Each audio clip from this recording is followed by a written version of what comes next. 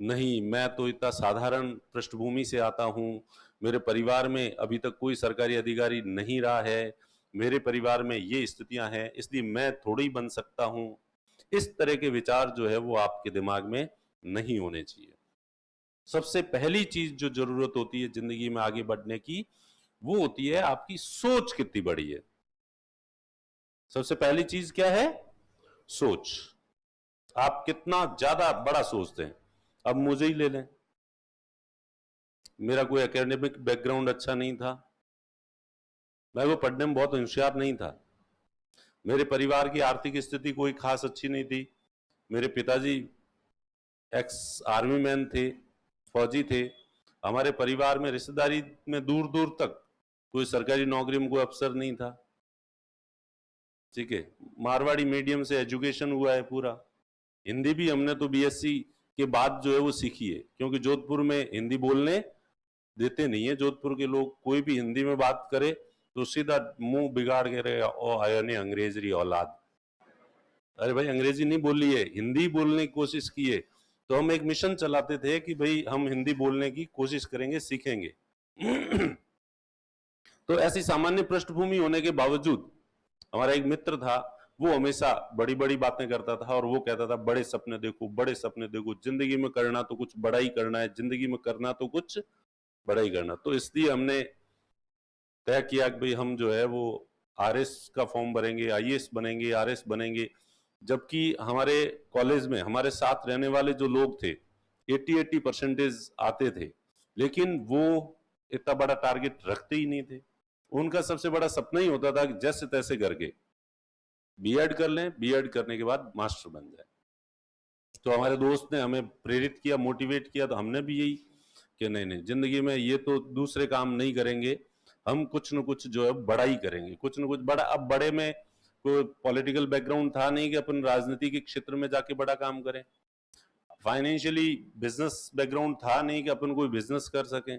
तो ले दे के जो जिसके पीछे कोई बैकग्राउंड नहीं होता है, शिक्षा हारेगा सहारा बाबा श्याम हमारा। तो एजुकेशन एक ऐसा शस्त्र है जो सभी के लिए अवेलेबल है, भले गरीब हो भले अमीर हो, और ये एक ऐसी सफलता की सीढ़ी प्रदान करता है सभी लोगों को कि जिसका सहारा लेके हर व्यक्ति जिंदगी में आगे बढ़ सकता है। तो इसलिए अपने को भी वही हारेगा सहारा शिक्षा ही थी, इसलिए कि भाई अपन पढ़ाई करेंगे और आरएस आईएएस बनने की कोशिश करेंगे। तो और हमारे साथ में हमारे ग्रुप में जितने लोग हम तैयारी करते थे, लगभग सभी लोगों का सिलेक्शन हो गया। एक ये अलग बात है, मेरा सिलेक्शन जो है वो नहीं हुआ।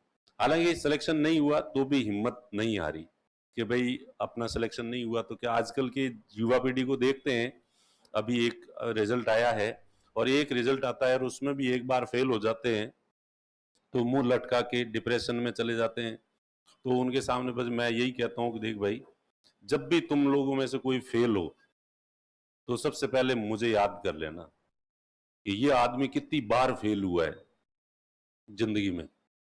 तो फेल होने के सारे रिकॉर्ड तोड़ रखे हैं जिंदगी में, जितनी बार मैं फेल हुआ हूं इतनी बार शायद ही कोई फेल जो है वो हुआ होगा।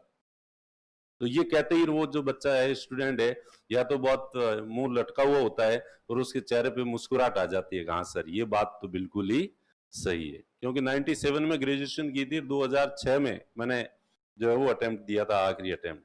तो और उसके बाद सिलेक्शन नहीं हुआ, उसके बाद स्प्रिंग बोर्ड एकेडमी शुरू की, कोचिंग संस्थान शुरू किया। इसका भी जो अच्छा रिजल्ट है पहली बार 2011 में आया था। तो 97 से लेके 2011 तक लगातार 14 साल का जो है वो संघर्ष था। तो और तब तक भी जो है वो हिम्मत नहीं आ रही। तो सबसे पहली चीज सफलता के लिए जो है वो है बड़ी सोच रखना, जिंदगी में बड़े टारगेट्स जो है तय करना, और ये तय करना कि क्या बाबू रेल में न क्या बाबू जेल में, कि या तो अर्श पे या फर्श पे।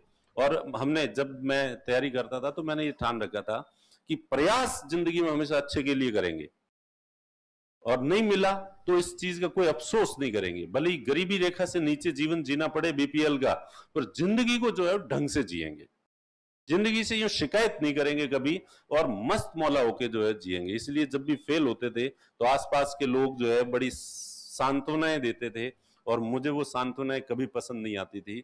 और लोग कहते थे यार तेरी तो किस्मत ही खराब है, बाकी तेरी पढ़ाई तो बहुत अच्छी है, मेहनत तूने खूब की थी, पढ़ाई भी खूब की थी, लेकिन तेरी किस्मत खराब है।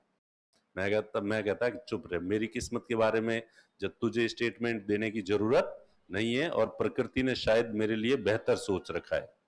इसलिए प्रकृति चाहती है कि तू कहाँ यहाँ फंस रहा है फालतू इस छोटी मोटी नौकरी में, तेरे लिए मैंने दूसरे प्लान कर रखे हैं। तो मेरे दोस्त जो है फिर मुझे कहते थे, रस्सी जल गई पर बल नहीं गया अभी तक इसका, कुत्ते की दुम है, कितने ही साल सीधी करके रखो वो टेढ़ी की टेढ़ी रहेगी। ये डेढ़ होशियार है, बेशर्म है, पता नहीं ऐसे मेरे बारे में खूब टिप्पणियां जो है वो लोग करते थे। मैं कभी परवाह नहीं करता था, क्योंकि अंदर से ही एक आत्मविश्वास था, कॉन्फिडेंस था।